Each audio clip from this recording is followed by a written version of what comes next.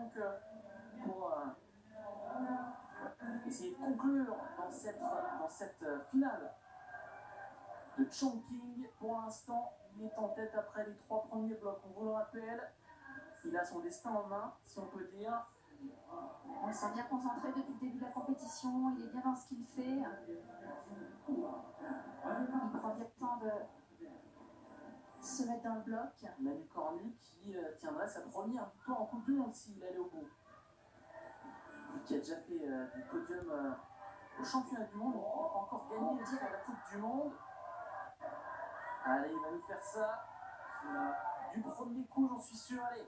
Il est trop bien lancé dans cette finale, Manu Cornu. Validé dès le premier essai. C'est bon pour la zone. Il faut transférer. Donc l'idée d'aller chercher avec sa main droite la prise qui est complète.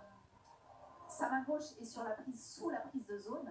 Et il s'est dit tiens, je vais aller directement sur la prise complètement à droite en lâchant la prise de zone.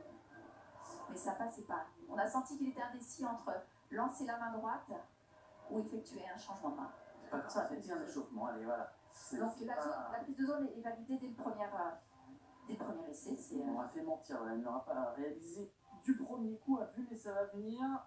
Allez, Manu Cornu qui étudie ce dernier bloc. Il était bien parti. C'est à mi-parcours là que c'était difficile pour lui.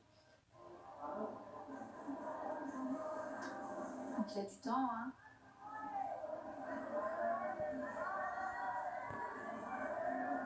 Est-ce qu'on commence à penser, avoir la peur de gagner dans ces moments-là, quand on est si près de première victoire, de nouveaux pieds à terre pour le Français? Les grimpeurs entendent le bruit du public. Donc ils ont des informations sur... ils entendent le bruit du public et ils voient aussi les grimpeurs rentrer rapidement au pas après leur passage dans le bloc. Donc ils ont une petite idée de ce qui se passe, mais sans avoir la certitude du classement. Qui sait qu'il est en bonne position. Il faut se concentrer sur soi-même, et c'est le mieux. Il faut se concentrer sur le bloc, ce qu'on a à faire. Donc là, il a essayé d'aller directement chercher la prise à droite sans passer par la prise de zone. C'était pas loin, mais il fallait pouvoir pousser sur la jambe pour se monter, pour valoriser cette prise-là, parce que il a la main complètement en dessous, il ne peut pas tirer dessus, c'est avec la force de la jambe qu'il peut optimiser cette prise. Pour l'instant, ça ne le fait pas, il reste encore du temps à notre Français, encore 1 minute 20.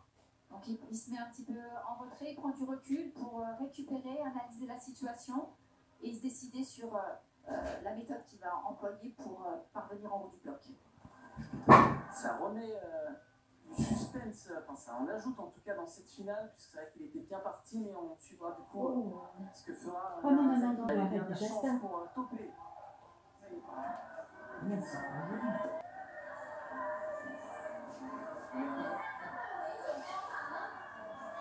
Et il a bien fait de prendre ce temps là de se reconcentrer. Allez, il faut qu'il passe sur la droite. Allez, il faut transférer là. Oh, la chute en arrière. La zone. La zone, ce qui est très très important parce que du coup, ce qui est important, c'est le nombre de tops et en cas d'égalité, le nombre de zones. Donc le fait d'avoir... le japonais aille en haut. Sinon, il aura 4. Alors, voilà. Si le